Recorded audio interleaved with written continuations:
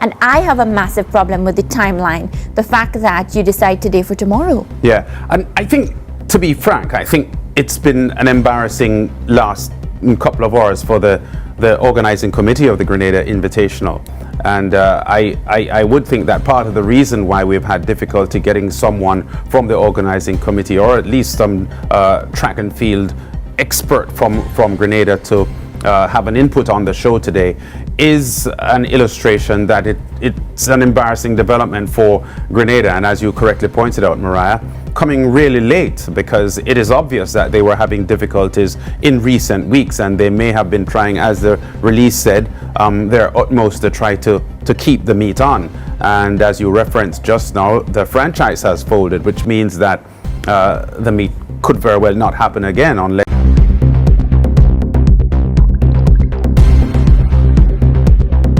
shocking development late last night, Mariah, and hugely disappointing, because in the Caribbean we've had countries like Grenada, in this case Jamaica, Bermuda, the Bahamas, giving their local fans a taste of global high-class competition, and Grenada falling off the wagon here in a sudden decision, we have to say, because this has been shocking for us. Yeah, you say disappointing, Lance, and disappointing in many different fronts, because of course we can speak from broadcast standpoint. I know our team was of course working, getting ready, putting things in place to of course head across the Grenada to ensure that we did our first-class coverage, as we tend to do all the time. So of course our team was already putting that in place. So for me, that came as a shock where that is concerned. The athletes as well, we have to think about them. They have been preparing, of course, looking forward to this. This is an Olympic year. All of these meets are very, very important, Lance, because it will help them to be able to gauge where they are at right now in their progress as they get ready for the Olympics, which we know world-class event, and all eyes will be glued to that. To me, I will say that the fact that the decision was made at the board meeting on May 27, I think the organizers, of course, were in limbo. They've waited too long to, of course, drop this press release. And many of the people that our team would have reached out today, I know Gerard Morris Seeley, one of our producers here and presenters at Sportsmax, has been calling around, Lance, to try to get people to come on the show to, of course, shed some light, give our viewers the opportunity to know what really happened. Because for me, when things happen and they're not very clear, it causes a lot of he say, she say confusion. And I think this is one of those situations. What I get from the press release, for good. This might be the end of it for good, based on the wording of it. I'm hoping that I'm wrong, but that's the sense that I'm getting. And to me, a lot of athletes will suffer, because this is one of the invitational meets that we've seen some of the best talents come through.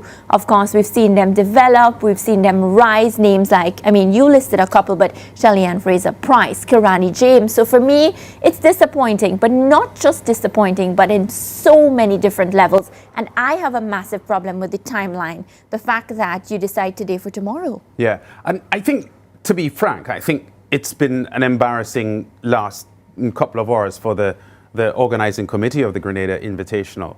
And I would think that part of the reason why we've had difficulty getting someone from the organizing committee, or at least some track and field expert from Grenada to have an input on the show today, is an illustration that it's an embarrassing development for Grenada. And as you correctly pointed out, Mariah, coming really late, because it is obvious that they were having difficulties in recent weeks, and they may have been trying, as the release said, their utmost to try to keep the meet on. And as you referenced just now, the franchise has folded, which means that the meet could very well not happen again unless another franchise is resuscitated, and the effort to revive the event, because as you pointed out as well, there are not many of these meets throughout the Caribbean, and athletes, especially in a year like this where it's the Olympic year, we're just over 2 months from the start of the Olympics. Well, just under 2 months really. It is a key period here for these athletes. To be specific, we can look at Elaine Thompson-Herah, the double-double sprint champion, who had a tame opener last weekend and would have been looking forward to this Grenada Invitational to probably step up on the effort that she had last weekend. And now that meet is taken off the roster for her. So she would have to find other events now to try and sharpen herself for the late June Jamaica trials, which are expected to be hot. The Jamaican track and field landscape is so competitive that while athletes, even the elite ones, look ahead to the Olympic Games, they first have to look to the Jamaica trials, because you have to get there first, or get through that first before you go on to the majors, the global events, which come up later on in the summer. But disappointing for me that we haven't been able to nail down someone from the Grenada Organizing Committee to spell out the difficulties that that they have experienced in having to make this drastic decision, and the decision coming just over a week before the event was scheduled to be staged, which means that athletes and officials and fans who would have been traveling to Grenada would have already booked tickets. Well, that's what I'm thinking. Yeah, so I take your point that if they were having difficulties, it would have been better for everyone if the decision was made a lot earlier than it has. But I gather that the reason why they took so long to make the decision is because they were trying to leave no stone unturned in trying to make sure the event happens. But obviously a financial issue, because these events are not cheap to put on. But this one hit me like a big brick last night when I saw the story. And the last event came in 2019. I was doing some research and reading up, and one of the angles that were presented was the fact that since the COVID-19 pandemic, it has been really difficult for them to, of course, come out of that loss that they would have suffered, and just to try to get the meet back on track. And to me, I get all of that. Things happen. It's very difficult getting sponsors from time to time. But I just didn't like how messy it was done. And then, we sit on this show from time to time, and I always say our job is, of course, to answer to the viewers. That's why we're here, right? Every day to, of course, be able to give the viewers an explanation. And, of course, the fact that we were supposed to be one of the broadcast partners, we're not able to get in touch with anybody. Hopefully, after they see this segment, we'll have one of them on. So just put some light, shed some light, let us know that, at least they tried up until the last minute, but it just couldn't happen. Yeah, and the illustration of how big this meet has been over the years, the 3 stagings that we've seen, ESPN had covered this event before. Correct. And ESPN won't cover events that are not major.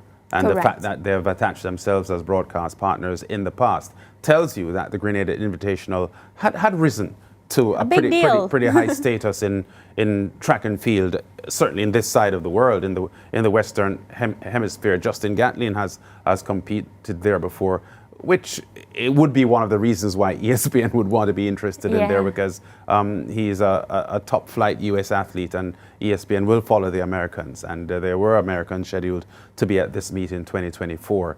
But as we said, that's now history. We'll watch this development, because there is based on the statement, the possibility that the meet will never happen again.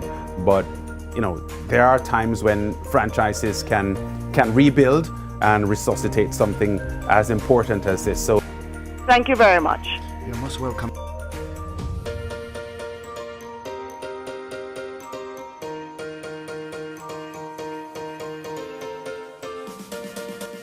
Hi everyone, thanks for checking out the Bub Report's social media pages.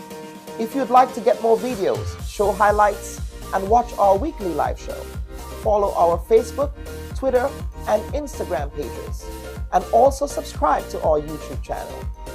You can catch repeat episodes on Wednesdays at 4 and 5 p.m. respectively on CRFM Radio and GBN TV in Grenada. We are also viewed on Sundays at 8 p.m.